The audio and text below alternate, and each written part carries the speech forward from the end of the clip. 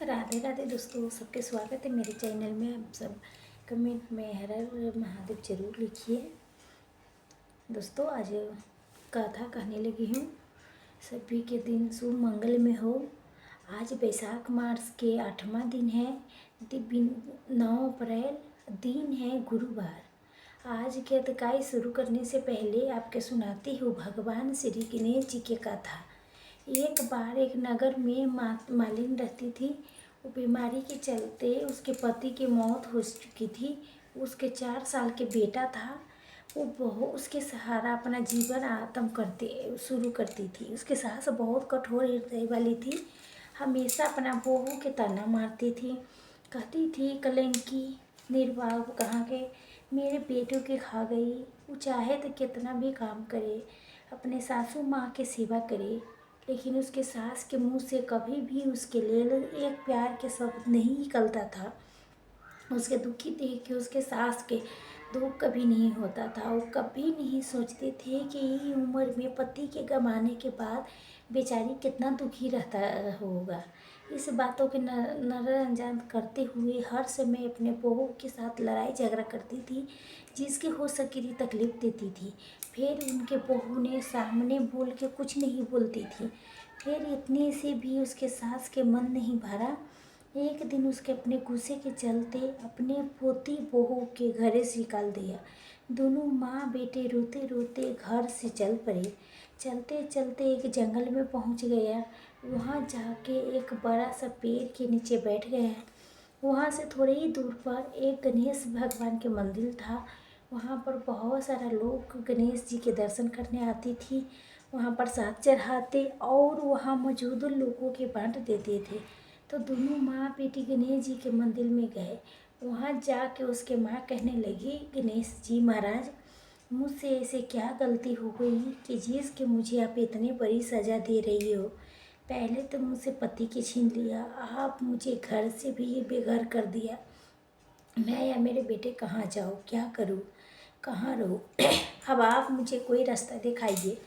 आज आपके सिवा हमारे माँ बेटे की कोई नहीं है। फिर माँ बेटे दोनों मंदिर के आगे बैठ गए। फिर जो लोग गणेश जी के प्रसाद वहाँ पर बांटते थे, उसी प्रसाद के खा के माँ बेटे अपने गुजारा करने लगी।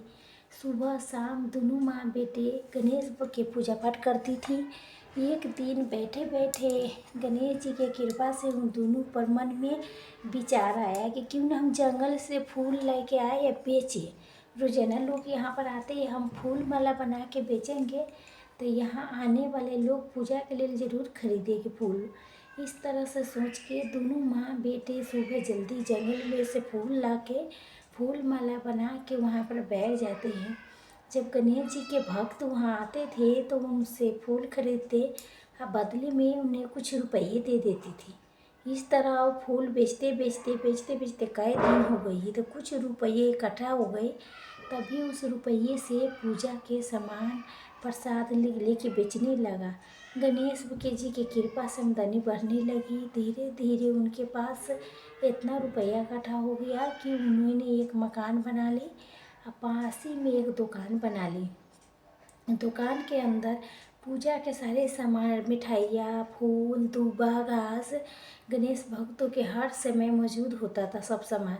तो सुविधा के लिए सब लोग वहीं से उसी की दुकान से सारे सामान खरीदने लगा। तो वहाँ पर एक राजा की लड़की थी जो रोजीना मंदिर में पूजा पाठ करने आती थी। मालिन की दुकान से सामान खरीदती थी। मालिन के बेटों के देख के राजकुमारी उस पर मोहित हो गई और उससे विवाह करने के सोचने लगी। एक दिन अपने भाभी से अपने मन की बात कही तो भाभी ने कहा से, ननद जी, ये तो मालिन के बेटा है, तुम एक राजा के बेटी हो। अगर तुम्हारा विवाह मालिन के बेटे के साथ किया गया तो इससे हमारे बड़ी बदनामी होगी। राजकुमारी नहीं मानी तो उसके भाभी ने राजकुमारी के माँ अपने सास से सारी बात कही कि हमारे बेटी मालिन के बेटे से प्यार करती है, उसी से शादी करना चाहती है। तो उसके माँ पिताजी ने उसे बहुत समझाया परंतु वो मानी नहीं। मैं तब प्रतिज्ञा किया हूँ, अगर मैं शादी करूँगा तो उसी से करूँगा, न तो मैं नहीं शादी करूँगी। तो राजा कहने लगा, बेटा जब तू प्रतिज्ञा कर ही लिया है तो मैं तुम्हारा प्रतिज्ञा जरूर कभी नहीं तोड़ूंगा। तो राजा खुशी खुशी अपने बेटी के विवाह तैयार हो गया करने के लिए। उन्हें बहुत धूमधाम से अपने बेटी के विवाह मालिन के पुत्र से कर दिया। जब मालिन ने सबसे पहले बेटे बहू के गणेश जी के मंदिर में ले जाके पूजा पाठ करवाया, गणेश जी के आशीर्वाद दिलवाया। उसके बाद पूरे नगर में ये बात फैल गई कि गणेश जी की पूजा करने से सारे दुख दर्द दूर हो जाती है। ये माँ बेटे यहाँ पर आए थे तो बिल्कुल गरीब थे। इनके पास खाने के लिए अनाज, पहनने के लिए कुछ कपड़े भी नहीं थे। लेकिन देखो गणेश जी की कृपा से आज इसके पास सब धन दौलत हो गया है। आज ये लड़कों की शादी राजकुमार के बेटी के साथ हो गया है। इसके पर सारे गांव वाले मंदिर में आने लगे पूजा करने, सभी सामान खरीदते। ऐसा करने से मालिन के बेटे के काम दिन तो गुना रात चौगुना तरक्की करने लगा। और उधर जिस दिन से मालिन की सास ने उन माँ बेटों के घर से निकाला था, उसी दिन से उसके अन्नदाता रूठ गए थे। उनके घर में घाटा लगने लगा, ना सारा सामान बिक गया। धीरे धीरे समय भी आ गई जब बुढ़िया को एक समय के भोजन भी नसीब नहीं होता था। उसी भूखा मरता देख के गांव के लोग उस पर बिल्कुल दया नहीं दिखाती थी। कहते थे अपने बेचारी विधवा बहू किस तरह से लड़ाई करके घर से निकाल दिया है, घर से बाहर निकाल दिया, अपने करने के फल तो बहुत रही है। वो तो बेचारी पता ना आज कहाँ होगी। पहले तो भगवान उसके पति छीन लिया और फिर एक मात्र घर के सहारा था तो वो भी बुढ़िया ने छीन लिया। तो ये सुन के बुढ़िया ने अपने किए पर बहुत पछतावा होने होता था। गांव वाले के बेरुखी देख के एक दिन वो रोती बिलखती गांव छोड़ के निकल गई और चलते चलते उसी जंगल में पहुंच गई जहां गणेश जी के मंदिर था। वहाँ पहुँच के मालिन के बेटे से कहने लगा, हे बेटा, मैं तो कई दिन से भूखी हूँ, मुझे 2 वक्त की रोटी दे दिया करो, इसके बदले में मैं तेरा सारे काम कर दूँगी। तो लड़की के दया आ गई, वो उसके काम पर रख लिया। उसने अपने दादी के नहीं पहचाना और उसने बुढ़िया को भोजन करवाया। फिर बुढ़िया काम पर लगी। जैसे ही शाम हुई तो मालिन घर आई। उसने अपने सास को देखते ही पहचान लिया। कहने लगा, ये सासू माँ, आप यहाँ कैसे आ गई? तो सास ने पोते की तरफ इशारा करके कहा कि मेरा इसी सेठ की यहाँ नौकरी लग गई है। तो उसके बहू कहने लगा, सासू माँ, ये आप कैसी बात कर रही हो? ये तो आपको पोता है, यही घर भी आप ही के है, यहाँ आपको काम करने की क्या ज़रूरत है? जब आपने घर से निकाला था तो गणेश जी भगवान हमारी रक्षा की थी। तो ये देख के बुढ़िया बहुत हैरान हो गई। अपने बहू से कहने लगा कि हे बेटा, मुझसे गलती हो गई है, मैंने अपने करने के फल भोग लिया हूँ। तुम्हें घर से निकालने के बाद घर में जो कुछ था सब कुछ नष्ट हो गया। मुझे खाने के लिए तो अन्न की एक दाना भी नसीब नहीं होता है और ऊपर से सारे गांव वाले ने मुझसे मुंह मोड़ लिया था। तभी मैं घर छोड़ के निकल गई बेटा। मुझे करने पर पछतावा बहुत हो रहा है, मुझे माफ़ कर दो। उसके बहू कहने लगी, माँ जी, कभी माँ भी अपने बच्चे से माफ़ी मांगती है क्या? जो हुआ से हुआ, उसके भूल जाओ, खुशी खुशी अपने पुत्रों के सुख देखो। तो बुढ़िया भी सोचने लगी कि मेरी बहू कितनी अच्छी है, मैं इसके कभी पहचान नहीं सकी।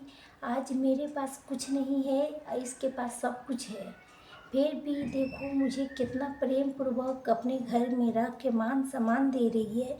ये ऐसा सोचते हुए बुढ़िया को आँखों से खुशी की आँखों झलस गई।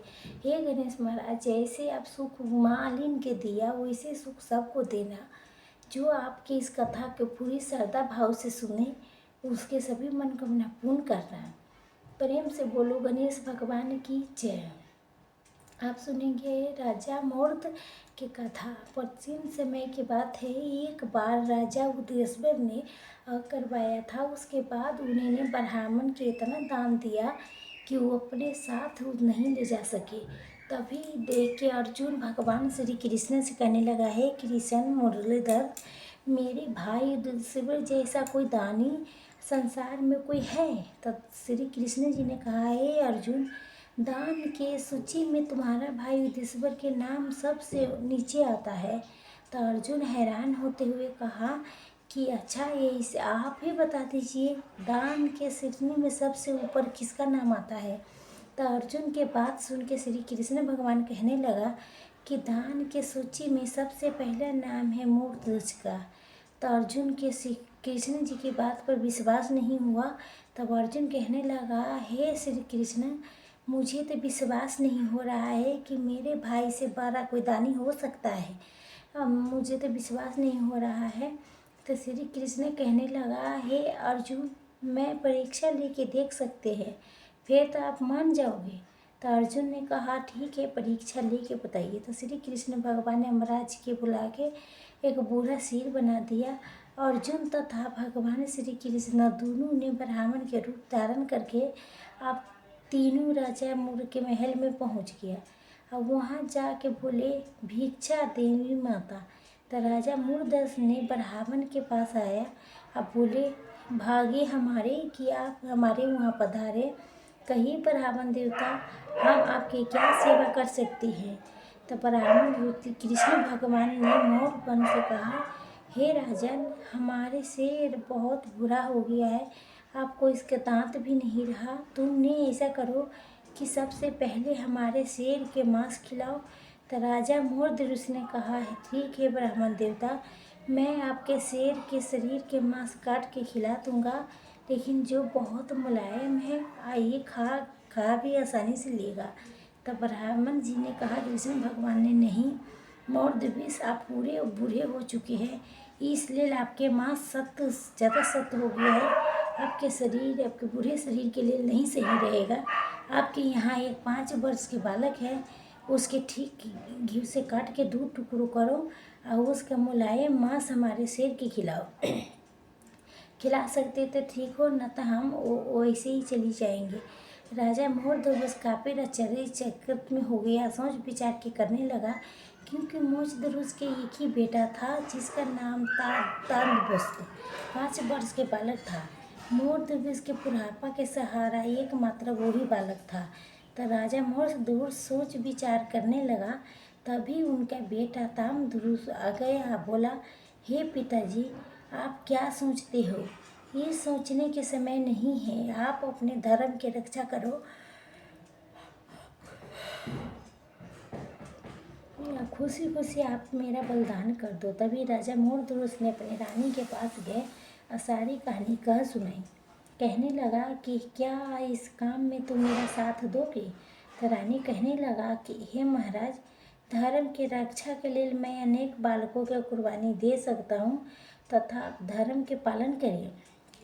तब राजा मोर ने एक आरा मंगवाया, एक तरफ मोरधनुष, दूसरी तरफ रानी, और बीच में ताम्रध्वज बैठ गया। जब राजा मोरधनुष आरा चलाने वाला था, तब ताम्रध्वज ने अपने माता पिता के रोक दिया और खड़ा होके भागा भागा अंदर गया और फिर उसी समय बाहर आ गया। फिर हाथ में रुई लेके आया, अपने माँ पिता के दे के कहने लगा, आप इसके अपने कानों में डाल लो। कि राजा रानी दोनों हैरानी से उसके ओर देखने लगा। तो कहने लगा, आप अपने कानों में रुई डाल लोगे तो जब मेरे दर्द के मारे चीख निकलेगी, तो वो चीख को सुन को आपको लोगों के हाथ से आरा रुक गया तो आपके धर्म नष्ट हो जाएगा। कानों में रुई होगी तो चाहे मैं कितना भी चीखूं चिल्लाऊं, आपके सुनाई नहीं देगा। आप दोनों अपना धर्म निभाइए।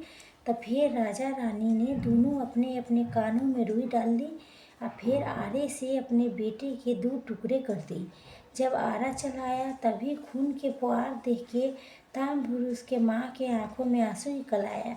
तो ब्राह्मण ने कहा, हे राजनी, आँख से आंसू नहीं गिरना चाहिए, अगर आंसू गिर गया तो हमारा शेर मांस नहीं खाएगा। रानी ने अपने आंसू वहीं पर रोक ली। फिर उनके बेटे के शरीर के एक हिस्सा शेर के आगे रखा गया। तो शेर ने बच्चे के एक हिस्सा खा लिया और दूसरे हिस्सा के बाहर फेंकवा दिया। फिर राजा मोरधनुष ने ब्राह्मण से कहा, हे ब्राह्मण देवता, अब आप भोजन ग्रहण कीजिए। ये कह के भोजन की थाली आगे रखी। तो ब्राह्मण ने पहले निवाला मुंह में डालने से पहले उसे आपस रख दिया। कहा, हे राजन, तुम हत्यारे हो, इसलिए हम तुम्हारे यहाँ पर भोजन नहीं कर सकते। तू अपने बेटे की हत्या किए है। तो राजा मूर्धनुष कहने लगा, हे ब्राह्मण देवता, आपने ही तो बोला था हमारे बेटे के मारने के लिए, ये कह के हाथ जोड़ लिए। तो ब्राह्मण के रूप धरे कृष्ण भगवान कहने लगे, आप जो भी हो, आप तो हत्यारे हो, इसलिए हम आपके यहाँ भोजन नहीं कर सकता। इतना कह के दोनों ब्राह्मणों आपसी से राज दरबार से बाहर चले गए। तब राजा मूर्धनुष जोर जोर से रोने लगा, कहने लगा कि बेटा, तुमने मोर के भी हमारे धर्म की रक्षा की है। अब जीवित होके तुम्हें हमारे धर्म की रक्षा करनी है। अगर ये दोनों ब्राह्मण हमारे दरबार से भूखे चले जाएंगे तो मेरा इतना दान पुण्य करने के क्या लाभ होगा, क्या मतलब होगा। अब बेटा, तू हमारे धर्म की रक्षा करने के लिए आना होगा।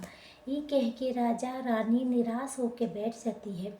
तभी अंदर से तामधुरुष की आवाज़ आती है, पिताजी, अब मुझे आपके धर्म के रक्षा के लिए वापस आना ही पड़ा। तो अपने बेटा की आवाज़ सुन के राजा मूर्धनुष के पीछे मुड़ के देखता है तो वहाँ पर न कोई ब्राह्मण था, न कोई सेठ था। वहाँ पर तो भगवान श्री कृष्ण अपने चतुर रूप में हाथ में शंख चक्र गदा पुष्प धारण किए खड़े थे। श्री कृष्ण अर्जुन के आंखों से आंसू गिर रहे थे।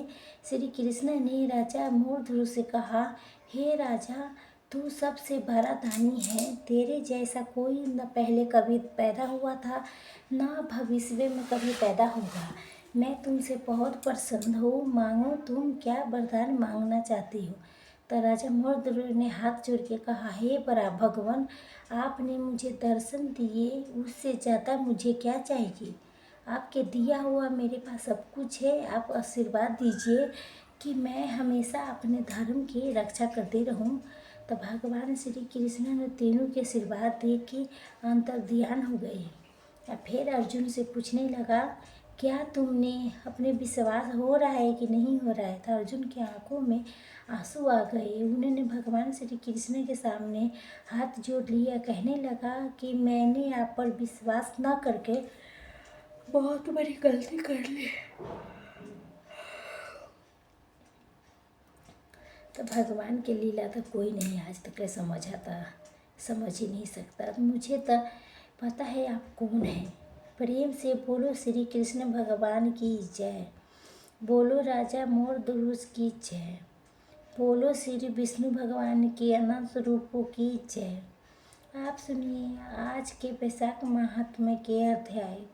आज के अध्याय में हम जानेंगे वैशाख के तिथियाँ, द्वादशी की महत्ता, मूंग दाल से एक कुतिया के उधार के वर्धन। सुखदेव कहते हैं, जो मनुष्य अक्षय तिथिया के सूर्य उदय काल में प्रातः स्नान आदि करके भगवान विष्णु की पूजा पाठ करके तथा कथा सुनते हैं, वो मोक्ष के भागी होते हैं।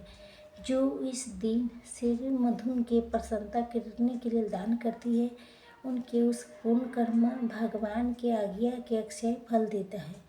वैशाख मास के पवित्र तिथियों में शुक्ल पक्ष के द्वादशी समस्त पाप राशि के विनाश करने वाली होती है। शुक्ल द्वादशी के योग पद्र के लिए जो अन्न दिया जाता है, उसके एक एक दाना में कोटि कोटि ब्राह्मण भोजन के बराबर होता है। शुक्ल पक्ष की एकादशी तिथि में जो भगवान विष्णु की प्रसन्नता के लिए जागरण करता है, वो जीवन मुक्त होता है। जो वैशाख के द्वादशी तिथि को तुलसी जी के कोमल दलों से भगवान विष्णु की पूजा पाठ करता है, वो समस्त कुल के उद्धार करके वैकुंठ लोक के पति होता है। जो मनुष्य त्रयोदशी में दूध, दही, शक्कर, घी, शुद्ध मधुर, ये 5 द्रव्यों से भगवान विष्णु के प्रसन्नता के लिए उनके पूजा पाठ करता है, उनकी जो पंचामृत से भक्ति पूर्वक श्री हरि के स्नान कराता है, वो संपूर्ण कुल के उद्धार करके भगवान विष्णु के लोक में चली जाती है। तो त्रिश तिथि को जो साय काल में भगवान विष्णु की प्रसन्नता के लिए सर्व देता है, वो अपने पुराने पाप को शीघ्र ही त्याग देता है। वैशाख शुक्ल द्वारा में जो मनुष्य जो पुण्य करता है, वो अपक्षय फल देने वाला होता है। प्राचीन काल में काशी देश में देव व्रत